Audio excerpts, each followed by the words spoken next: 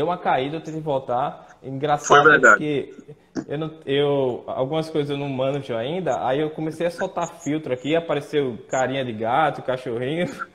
O pessoal ficou aí achando engraçado, mas faz parte, né? A gente paga os É micos aqui de verdade. vez em quando. É Ah, verdade, é ah, verdade. eu vou desativar temporariamente aqui os comentários. E eu tava retomando, Daniel, aquela história que a gente iniciou naquele dia, que a dor não existe, né? A dor não existe, a gente precisa saber um pouquinho por que ela não existe para a gente construir. Na verdade, a gente não vai dar uma resposta de bate-pronto, a gente vai construir essa ideia. Compartilhei com eles esse esquemazinho aqui que você está vendo. Interessante é que ao levar uma pancada até tomar consciência, né, a gente ter a consciência daquilo, nesse intervalo de tempo não existia nada, né? Não existia a percepção, a consciência de que a dor existia. Apesar de já ter acontecido a lesão, ainda levou-se um tempo para que a gente tomasse consciência de que algo de lesão acontecia. Aí, dei um exemplo aqui, muito comum, que às vezes a gente leva uma pancada, um corte, e só vai sentir dor depois que olha o corte lá, né? E aí toma consciência de que teve alguma lesão e você, a partir da interpretação que você tem daquele corte, você começa a ter algo como dor. Exatamente. E aí, Dani, o que é que tu pode complementar em relação a isso?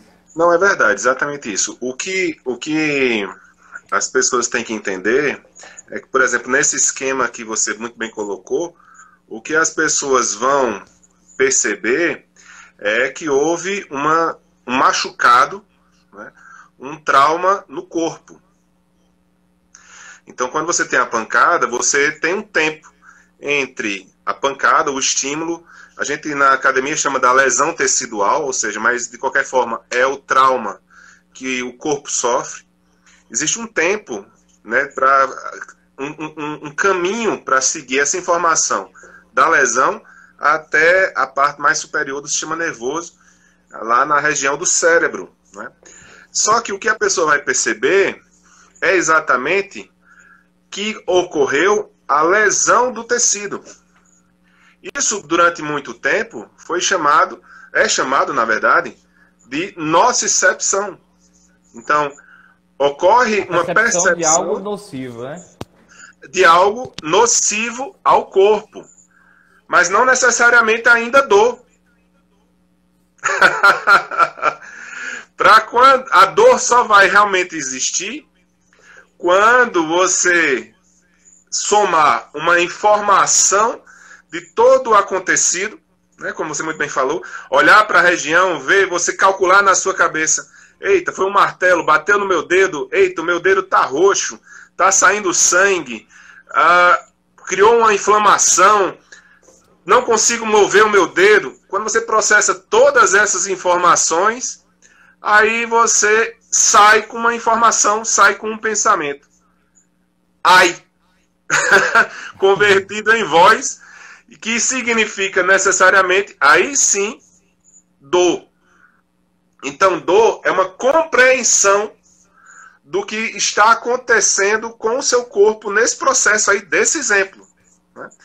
Que nem sempre, toda vez que você concluir que você tem dor, isso aconteceu, né? Ou seja, você, nesse fenômeno aí da martelada no dedo, você interpretou essa informação que ocorre uma lesão, que existe uma lesão no corpo, e você concluiu durante vários fatores, inclusive com fatores não só perceptivos, mas antecipados, né? Muitas vezes você pode sentir a dor antes mesmo do martelo bater no dedo. Exatamente. Você Mas está não, vendo não que o teve caminho do martelo batendo martelo. do doutor Diego. Como a pessoa sentiu a dor? Como a pessoa já gritou uai, se ainda nem bateu o martelo? Então a dor, ela é o resultado, seja de algo real, que aconteceu lesivo no corpo, ou potencialmente lesiva. Ou seja, a pessoa pode antecipar a lesão e aí já manifestar a dor, por exemplo. Exatamente. É o que acontece Divertido isso? muito. Isso é muito louco. Agora, é o que acontece muito com os nossos pacientes. Eu tive uma experiência, Danilo, lá A gente tem várias experiências, mas uma ficou bem marcante, foi lá em Natal, né, fazendo as triagens com os pacientes e lá. E eu trabalho com dor no ombro e eu faço alguns testes. Um teste muito simples é fazer a elevação do ombro, né? A gente, faça a elevação do ombro, levanta o braço, me diz até onde você consegue ir e se sente dor. Ela, antes de tentar, ela me disse, eu não consigo. Mas a senhora não consegue, antes eu já tinha feito um movimento passivo, né? Eu mesmo fazendo por ela, não tinha nada que pudesse explicar aquela dor. Mas a senhora já tentou fazer? Esse meu filho, desde que eu me machuquei, eu parei meu movimento e tenho medo de fazer o movimento, porque eu sei que vai doer. Ela tinha uma certeza, já falava numa dor que estava doendo, antes mesmo de experimentar aquela zona de dor, né? E aí, tentando encorajar, ela realmente conseguiu fazer e ela ficou impressionada de conseguir fazer o movimento sem dor. Ela antecipou nesse caso, ela tinha um medo que não é explicável, mas ela dizia para todo mundo que ela estava com dor, que ela sentia dor, que era uma dor. E a dor que ela chegou no consultório lá, dizendo que estava sentindo, já não sentia mais porque ela teve uma experiência diferente em relação a dor dela, né? Ao que ela entendia, interpretava como dor. Então é algo meio abstrato, meio estranho, né? Às vezes a gente falar, mas eu costumo perguntar, Danilo, existe algum exame que comprove onde está a dor do paciente? A gente olha, você vai fazer um exame para dizer que a sua dor está ali. Nesse aspecto não tem, né? A gente tem outras possibilidades, né? Tentar identificar outras situações de modificação no corpo da pessoa, né? Seja no corpo, nas extremidades do corpo, os músculos, os ossos, as articulações, ou até mesmo por atividade de análise do cérebro. Mas realmente dizer a dor é ali, ou a dor mede tanto, ou sua dor é maior do que a minha, ou maior do que a dele, isso não tem como se ter um parâmetro. Porque a dor ela é um processo totalmente subjetivo. E quando a gente diz subjetivo, implica dizer que, na verdade, não é que não tenha elementos possíveis. Por exemplo, você poderia até pensar, uma pessoa perdeu uma perna no acidente, a dor dessa pessoa deve ser muito maior do que aquela pessoa que cortou o pé. Mais ou menos. Porque, além da lesão física, e você pode constatar que houve uma lesão física, e isso muitas vezes é considerado como sendo uma dor somática, uma dor no corpo chamada de aguda, porque existe um processo inflamatório, existe uma lesão de tecido, mas não necessariamente você pode quantificar para dizer que o grau da lesão ela é proporcional à intensidade da dor que a pessoa sente. Não. Existem fatores que vão modular essa percepção da dor. Lembra que a gente tinha comentado na segunda que eu ia dizer, vamos falar muito dessa palavra modulação. Modulação, vamos entender como potenciômetro, né? Algo que a gente gira para aumentar ou diminuir. Exatamente. E existem vários fatores que podem fazer com que você tenha um aumento dessa percepção da dor ou a diminuição dessa percepção da dor. Por exemplo, se a gente pensar na hora do parto, até antes, dependendo dos aspectos culturais, do quanto a mãe tem a expectativa do parto, se ela já criou a história de que o parto é a maior dor que existe na face da Terra, então, se ela já antecipa essa dor, existem estudos que mostram isso, essa dor realmente vai ser muito intensa.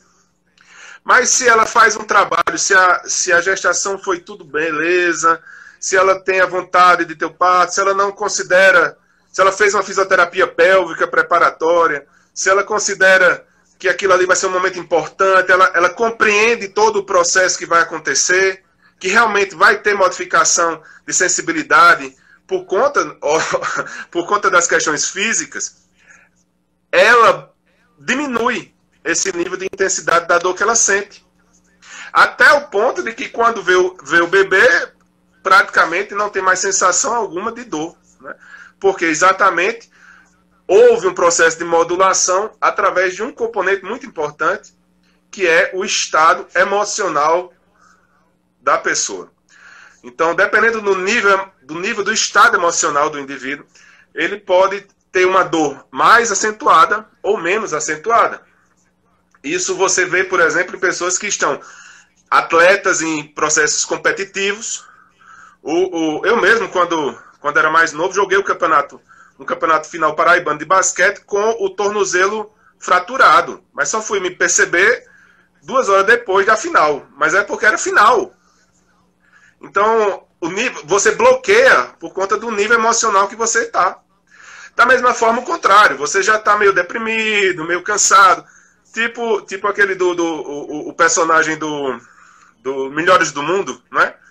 Joseph Klimber. Você já está meio cabisbaixo e tal. Então, qualquer topada que você leve vai ser uma dor gigantesca. Então, o nível emocional é muito importante nesse aspecto, né? E aí você começa a compreender uma situação clínica muito importante, que é, no caso, por exemplo, as fibromialgicas, né? Que vem acompanhado de um processo de alteração psicoemocional. Então, não estou dizendo que elas não têm dor. Estou dizendo que a queixa da dor delas tem uma certa relevância com o nível de estado emocional que elas se encontram. Boas emoções diminuem dor. Emoções negativas aumentam a dor. Beleza, muito bem explanado, Danilo. A questão, muita gente hoje em dia ainda associa. Eu estou sentindo dor, vou fazer um raio-x, por exemplo, dor lombar, faço um raio-x e vai encontrar ali uma alteração, uma ressonância. Eu costumo dizer aqui para os pacientes, né? Por exemplo, se eu fizer um raio-x, uma ressonância, talvez eu encontre uma possível lesão lá no disco, né? Que a gente chama protrusão, que seria o início, e não sinto dor alguma, porque as pessoas começam a fazer essa associação. E olha o perigo dessa associação, por quê? A hérnia de disco, a protrusão lá, é uma lesão estrutural, certo? E se eu sinto dor por causa dela, como é que eu vou ajeitar, como é que eu vou arrumar aquele disco lá dentro? Porque se eu estou associando com alteração da estrutura, na minha cabeça, e é lógico, talvez eu pense assim, que eu só trocando, botando um novo, é que eu vou ter saúde, né? Que eu não vou ter dor. Mas isso não é possível, a pessoa carrega aquele diagnóstico e quando chega para onde ela vai, ela leva uma carteirinha, quase dizendo na carteirinha lá, tem um hérnia de disco, né? E aí atrelando, associando aquilo ali a alguns movimentos. Eita, eu não posso me abaixar. Caiu uma caneta no chão, contração do core, né? E eu vou pegar bem retinho a caneta do chão, porque na minha carteirinha lá eu tenho hérnia de disco. A história lá do exame, não tem um exame que vai dizer que a hérnia de disco estava provocando aquela sua dor. Agora a gente tem ferramentas, como você bem colocou, a gente tem ferramentas aqui no consultório, na clínica, todo fisioterapeuta vai ter, o médico vai ter, que a gente vai ver se aquele sinal que ele está dando, está apresentando, realmente é compatível com aquela possível lesão lá e se ela explica de fato a dor que ele sente. Porque ela pode simplesmente não explicar, pode ser simples uma dor muscular, um cansaço. Danilo, deixa eu perguntar uma coisa bem específica para você. Danilo, quando você fica estudando no computador 2 horas seguidas aí, como é que você se sente aí? Você que é um atleta, você é fisioterapeuta, deve conhecer alguns alongamentos e tudo, os exercícios. Mas se você inventar de fazer a sua aula aí 2 horas seguidas, você vai sentir algum desconforto? Com certeza, né? Questões ergonômicas, questões cadeira. Eu queria dizer que eu tenho mais de 1,90 m. Mais de 1,90 m eu tenho, então eu sinto que eu não faço muito parte do mobiliário natural de todo mundo. Então eu sempre acho que eu não estou no meu planeta.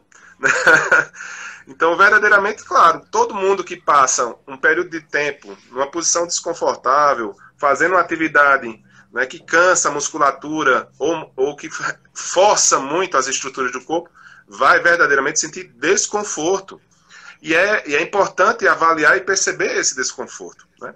Entretanto, é extremamente importante, em qualquer situação dessa, se isso for constante ou impossibilitante, realmente, aí procurar um fisioterapeuta, um quiropraxista, um osteopata, alguém que possa realmente te ajudar a compreender melhor esse tipo de situação e prevenir, porque a gente sempre busca o tratamento, mas muitas vezes uma atividade física regular, um alongamento frequente, eles vão prevenir exatamente que possam surgir esses problemas físicos, né? Porque exatamente é a constância disso. Que não necessariamente é uma lesão. Eu só queria mostrar aqui um rápido esquema. Por exemplo, sentir dor é normal. A gente precisa sentir dor. Por quê? Porque a dor é um alerta pra gente. A gente vai saber se tem ou interpretar se tem algo errado ou não por causa da dor. Então ela vai ser um sinal de alerta. Eu costumo dizer, você precisa prestar atenção a esse sinal. Porque se você tem digamos, um alarme na sua casa, dispara um sinal, você logicamente vai lá ver o que é que está acontecendo, né? Agora, não sentir dor, tem pessoas que não sentem dor e isso é perigoso, não sentir dor, porque algumas dessas pessoas vão ter lesão por não sentir dor. Olha que coisa interessante, né? E aí eu chamo a atenção, por exemplo, aqui a uma condição de saúde muito comum, infelizmente, nos dias de hoje, que é o diabetes, né? Diabetes Exatamente. Pode cursar com o que a gente chama de neuropatia, onde vai diminuir a sensibilidade, né, nas extremidades, e as pessoas podem ter lesão, porque estão se machucando e não estão percebendo. E olha a importância desse sinal de alerta que é sentir dor, né? Só que o problema é permanecer sentindo dor. E aí a gente deve se perguntar quando é realmente que a dor que você já antecipou, colocou aí, quando realmente a dor é um problema. A dor vai ser um problema quando ela começa a limitar nossas atividades dia após dia e ela acaba sendo persistente. A gente começa a fazer as coisas e não faz já essas coisas da mesma forma que fazia antes, tem limitação, ela está persistente e dia após dia ela acaba sendo muito ruim para a gente. Agora, o medicamento, a automedicação, acaba enganando muita gente, né, Danilo? Tem pessoas que fazem uso de automedicação, não trata a sua dor e você acha que está, né, melhorando. É um problema sério, a automedicação é sempre um problema muito sério, né? Seja de analgésicos, anti-inflamatórios, relaxantes, né? Até porque a não compreensão do que pode estar causando esse estímulo para você perceber que você tem dor, com o uso dessas medicações, essas medicações também têm a potencialidade de modular a dor. Então, há uma modificação dessa intensidade ou dessa percepção da dor. Dependendo do tipo de medicação ou da constância da medicação, você pode perder essa capacidade de verdadeiramente saber o nível de lesão ou até mais, Diego, aumentar a dor. Porque a dor vai ser uma percepção, mas dependendo do tipo de remédio, da cronicidade, da intensidade de uso dessa medicação, essa medicação ela pode, com o uso contínuo e crônico, ou seja, muito tempo, ela vai fazer um processo que a gente vai chamar, eu peço perdão pelo uso dessa terminologia mais acadêmica, mas ela vai fazer uma plasticidade maladaptativa. Ela vai modificar as atividades das células do seu cérebro. E isso vai fazer com que você fique, ao invés de acabar com a sensação da dor, você vai ficar permanentemente com uma dor. E isso vai ser chamado, dependendo da situação, de dor crônica. Então é muito sério. Toda medicação deve ser muito bem orientada pelo médico. Né? A gente não deve fazer uso dessas situações em nenhuma instância, em nenhuma situação. Né? E o que acontece muito comum, por exemplo, a pessoa começa a sentir uma dor que no início talvez fosse até mais facilmente resolvida, procurando fisioterapeuta, um ortopedista, enfim, procurando um profissional adequado. E a pessoa está com dor, toma medicamento hoje, a dor melhora, mas quando passa o efeito do medicamento, a dor volta. Então, de novo, e fica nesse ciclo, né? Essa gangorra, essa característica, eu tenho certeza, eu não sou vidente, né?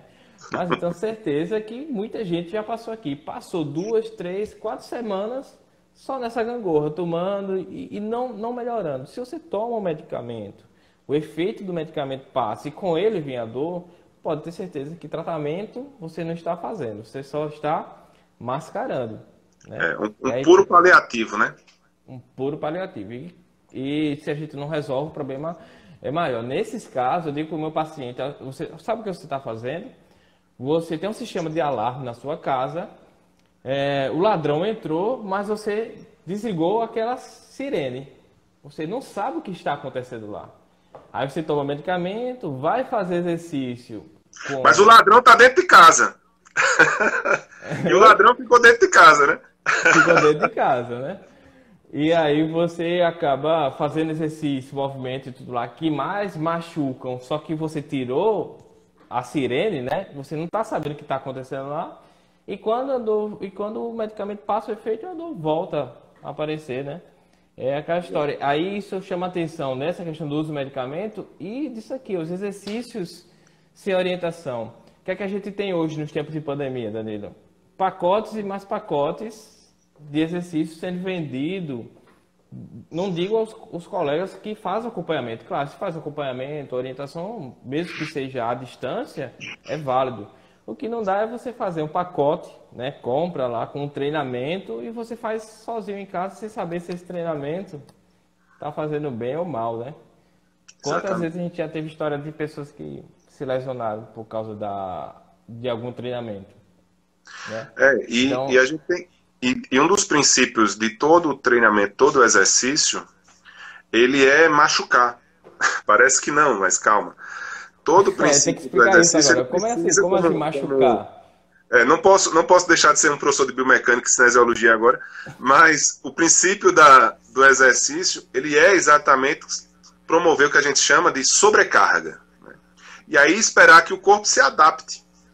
Se você vai fazendo isso sem uma certa coerência, né, sem uma prescrição correta, porque desde o alongamento até baixar e levantar o braço, isso tem prescrição.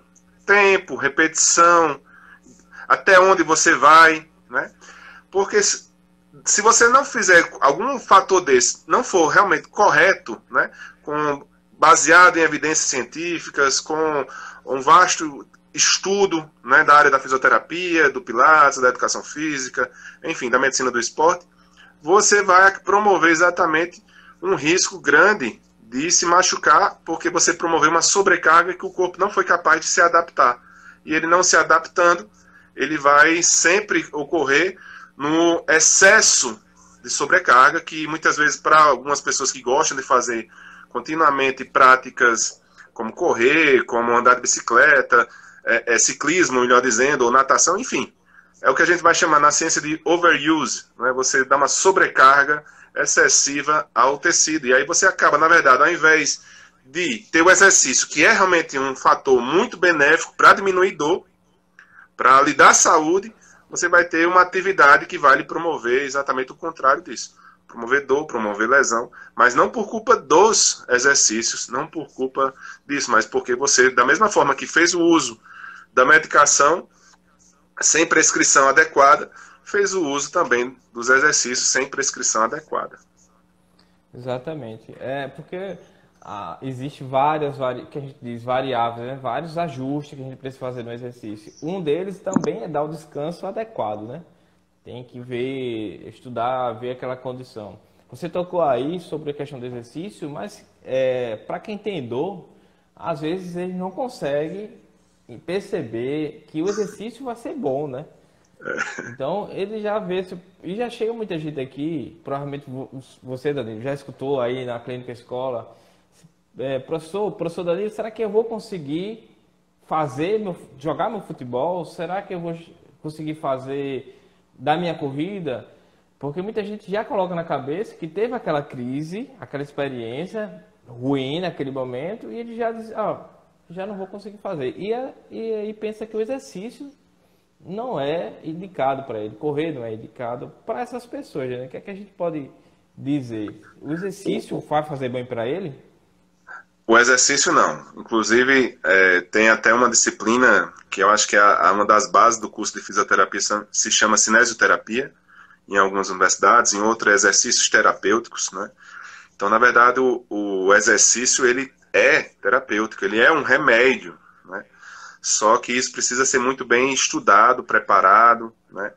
E agora, o que acontece também com algumas pessoas é um fenômeno que se chama o medo de realizar movimento, né? O medo de doer, que se chama cinesiofobia. Então, verdadeiramente, a pessoa desenvolve um medo, um pânico de realizar movimento, e ao tentar só mobilizá-lo ou fazer alguma coisa nesse sentido, a pessoa já refere uma dor, né?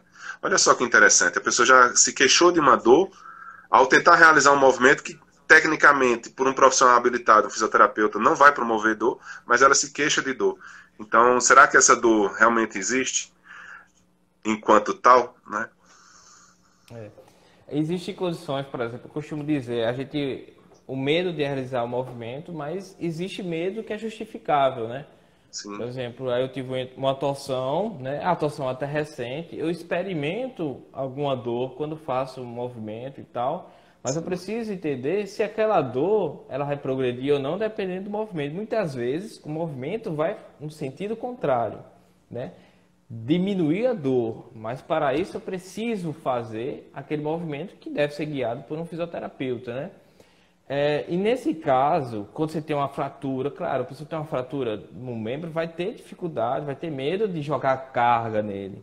Só que esse medo ele deve ser passageiro, no tempo adequado daquela fratura consolidar, vou readquirir confiança. Mas aí eu torci o tornozelo, o exemplo que eu dei. Faz meses que eu torci e desde então eu mudei até meu padrão de andar, porque eu tenho medo de jogar carga. Esse medo não é justificável, né? Exato. É esse medo que é mal adaptativo, que ele vai gerar outros problemas. Aí é aquela história. Estava com a dor na lombar, mas ele está andando todo torto por causa de uma torção que ele teve do tornozelo. Então a gente vai tratar do lombar começando por onde começou o problema, né? Exatamente. Tratar todas as facetas, trata na lombar, mas tem que melhorar a mobilidade dele, enfim.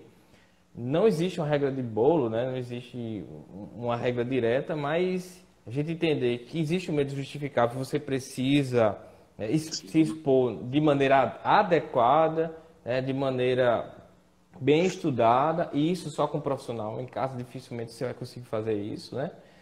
E a partir disso, você realmente começa a refletir se o medo que eu sinto é justificável ou não.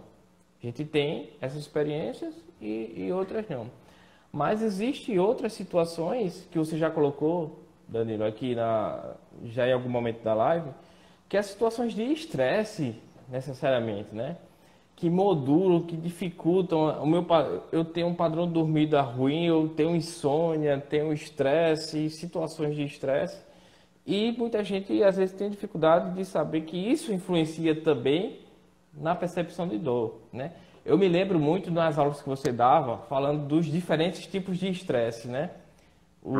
Aí você me corrige aqui se eu não tiver anotado direitinho na sua aula, que é o disestresse, né?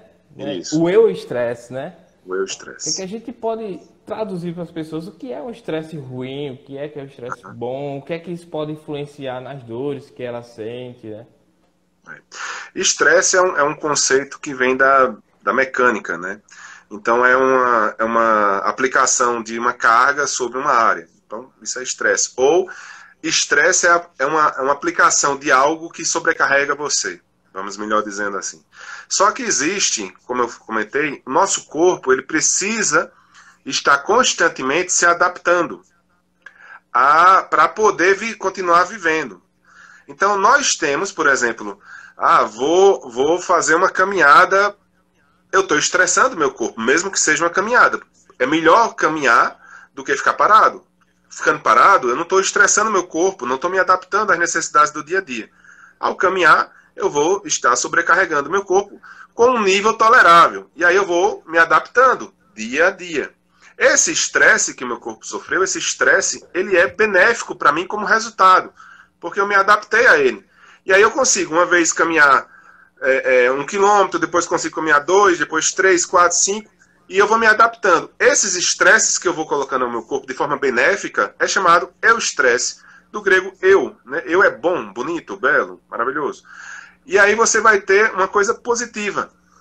Quando a gente tem um estresse, e aí pode ser físico, psíquico, emocional, pode ser, enfim, de vários fatores, como a quiropraxia preconiza, que promove não a sua capacidade de adaptação, mas você não consegue se adaptar a esses estresses que você vive, sejam físicos, químicos, alimentares, psicoemocionais, isso vai acabar sobrecarregando o seu sistema corporal. E aí vai ser chamado de estresse, né? E esse estresse te afeta o corpo como um todo. E eu acho muito interessante que algumas pessoas dizem assim, eu estou muito estressado, né? Então a pessoa, na verdade, está com uma sobrecarga de estresse, sejam físicos, sejam psíquicos, e aí você tem um estresse permanente. Esse estresse afeta o seu sistema nervoso como um todo. E esse estresse pode verdadeiramente promover processos inflamatórios, pode promover a percepção de dor aumentada, né? Gerar uma dor crônica, aumentar a percepção sensorial, criar nódulos musculares de dor, enfim, isso verdadeiramente pode ser muito prejudicial para a saúde das pessoas. Show de bola, Danilo. Você tem o dom de explicar, né, o complicado de forma muito simples. Eu acabei aqui de liberar os comentários aqui, Danilo, para a gente, certo. O pessoal que tiver dúvida já ir perguntando, porque a gente já se aproxima do final da nossa muito live. Divertido, né? Passou rápido demais. A gente pensa que vai ser muito tempo, acaba sendo quase nada, hein? Mas a gente tem uns 10 minutinhos ainda, a gente teve esse probleminha na conexão, mas show de bola, deu para levar muita informação. Mas vamos começar a abrir aqui para o pessoal que provavelmente tem dúvida. E teve uma dúvida aqui do Gustavo, que é quanto à questão da adrenalina. A adrenalina influencia, eu acho que ele botou a demora, mas eu acho que influencia a dor, né? Exemplo, está em atividade física. Eu acho que isso tem muito a ver com aquele exemplo que você deu do seu jogo de futebol, né? De basquete. Você disse que estava com o tornozelo fraturado. Isso. Só sentiu a dor, né? Depois do jogo, depois que recebeu a medalha. Então, o que é que pode ter explicado essa situação, né? Em termos assim, é adrenalina mesmo? É a euforia? Não é só a adrenalina, né? É todo um processo de neurotransmissores que vão fazer essa ativação, né, intensa. Principalmente quando tem um fundo emocional, então isso vai levar a pessoa a meio que bloquear essas percepções da dor, principalmente ao nível da amígdala, as conexões do hipotálamo, o sistema límbico de uma forma geral. Eu falei meio complicado, mas é só para entender áreas do nosso cérebro que vão meio que frear essa percepção de dor para que a gente consiga realizar um objetivo, né?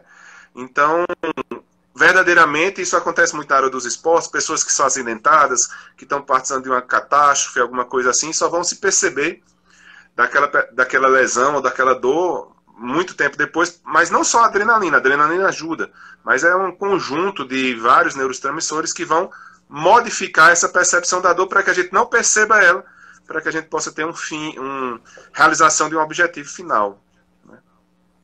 Show de bola. Já tem gente te elogiando aqui, já desde o início, né? Falando que você é um professor e de fato é.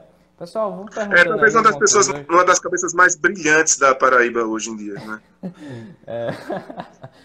Brincadeira, só por conta da aí, se vocês querem, ó, quem tá aqui é Cassandra, sua irmã aí. Olha aí, gente boníssima. Deixa eu ver se surgiu uma pergunta aqui, deixa eu ver aqui.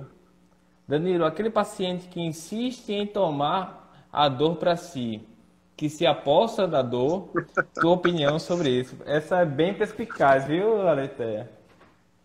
É verdade, essa foi ótima. Que leva a dor para si, né? Ele para onde ele sai, faz uma propaganda. Tem que dizer que está sentindo dor. E esse paciente Esse paciente, ele tem um cunho emocional muito mais forte.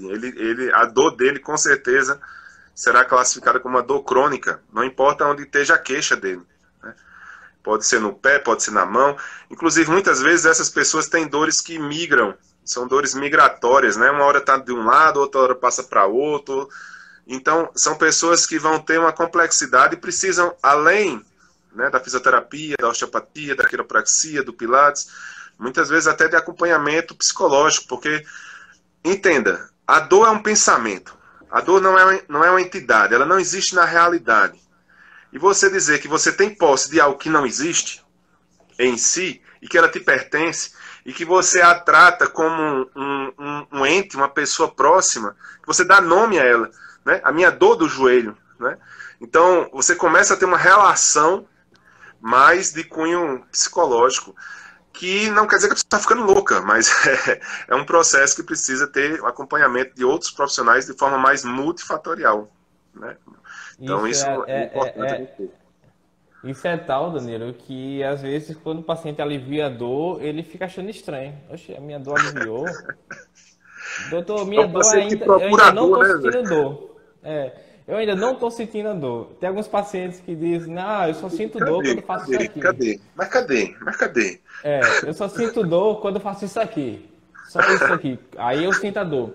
Aí, só, olha, eu vou ter uma dica muito importante que você precisa seguir essa dica.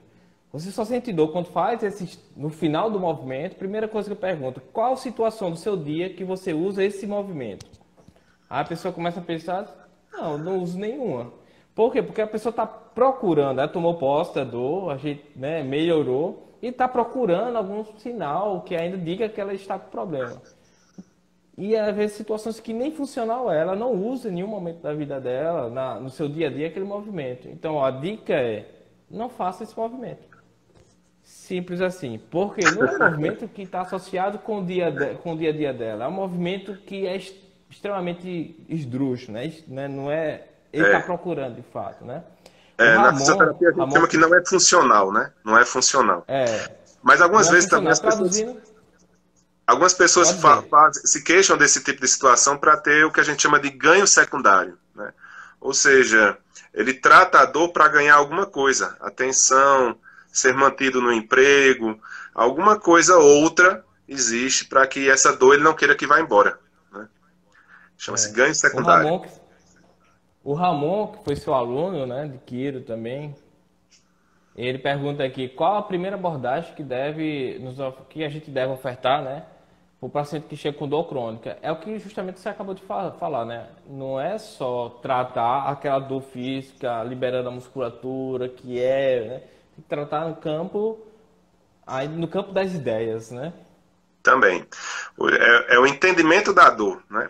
Existe muito trabalho hoje em dia na ciência chamado de neuroeducação da dor, né? Explicar ao paciente todos esses aspectos, por si só, já ajuda muito a pessoa a tratar a sua dor. E essa pergunta aqui eu vou deixar para você, essa pergunta da Cláudia, né? Como avaliar se a dor crônica é real ou não? Primeiramente, tem várias possibilidades de se fazer isso, né? E lógico que isso envolve todo um Não é processo. fácil de Não é falar, não é fácil, fácil. né? Tem toda uma base de treinamento, mas só para você entender, a dor crônica ela tem alguns critérios, né? Então, tem a questão do tempo, que tem que ser levado em consideração, né? Algumas pessoas vão comentar a partir de mais de 3 semanas, ou 3 semanas, perdão, mais de 3 meses ou 6 meses, dependendo do tipo de região que você esteja trabalhando. Se existe alguma fundamentação que explique o motivo da dor, a intensidade da queixa da dor da pessoa, existe algum motivo físico real para isso? Existe uma lesão? Está um processo inflamatório? Não está? Né? Isso é o começo, né? Depois isso vai ser associado com questionários, com outras abordagens, outros aparelhos, por exemplo, termografia, algometria, eletromiografia, Entender, que foi um dos trabalhos entender que o que... Diego fez na universidade. Que aí você Isso. vai exatamente Denis, só... percebendo que começa a ter outras situações. Também, às vezes, a pessoa tem até dor, mas não tem uma limitação funcional, né? Ela consegue desempenhar boa parte das atividades. Então, a gente ainda entra nesse campo de ver como a dor dela está afetando no seu Sim, dia a muito dia, importante. né? Fazer um diário da dor dela. E existem várias formas de fazer isso, né? Que aí o fisioterapeuta é um dos profissionais também que trabalha nisso, um especialista ortopedista em dor também vai ajudar. É uma equipe geralmente multidisciplinar, né? Porque o importante para a gente não é necessariamente só a dor, né? Mas é a capacidade do indivíduo de realizar todas as suas atividades diárias de forma satisfatória, né? Sem incômodo. Então, é o que a gente chama na fisioterapia de funcionalidade. Ele apresentar a funcionalidade, ele ser uma pessoa capaz de viver, ser feliz, amar, ser amado, né, e enfrentar as dificuldades do dia a dia. Isso é o importante para a fisioterapia. Aí o Daniel, né, nosso colega Daniel Germano, Grande pergunta aqui, amigo. como podemos modular a dor sem medicamentos? A gente, resumindo aqui, né? Primeiro a percepção, o entendimento, né? A gente precisa saber exatamente o que está acontecendo e o paciente precisa entender se aquela dor dele, qual a explicação, né? Se a magnitude que ele sente realmente está relacionada com algum tipo de lesão ou não. Se não, provavelmente a gente vai tirar um grande peso das costas dele, saber que aquela dor não é necessariamente associada a uma lesão, né? E aí a gente vai ter diversas estratégias, desde o exercício bem orientado, desde técnicas de fisioterapia, exercício específico, das mais diferentes formas que a gente vai estudar naquele paciente a melhor forma de aplicar. Exatamente. O pensamento modula, o exercício modulador, os recursos físicos da fisioterapia, como o laser, né? As estimulações elétricas. Então, tudo isso é capaz de verdadeiramente modular. A espiritualidade da pessoa também é capaz de modular a dor. Uma pessoa que procura uma religiosidade, procura desenvolver, enfim, aspectos de olhar o outro com uma certa empatia. Tudo isso vai neuromodular a dor da pessoa. Então, é importante ter um entendimento mais aprofundado, uma avaliação mais específica e uma orientação multidisciplinar para trabalhar esse paciente com dor crônica. Show. Foi muito bom, Danilo, essa live. O pessoal deixando aí os feedbacks positivos. Eu espero que tenham gostado. Foi muito bom. A gente vai não pode tem depois tempo. Começar mais, né? outros momentos, aqui, outros dias. Se a dor não existe, o que sentimos é uma fake news? Às vezes é, né? Às vezes é. Por aí a história. É por aí.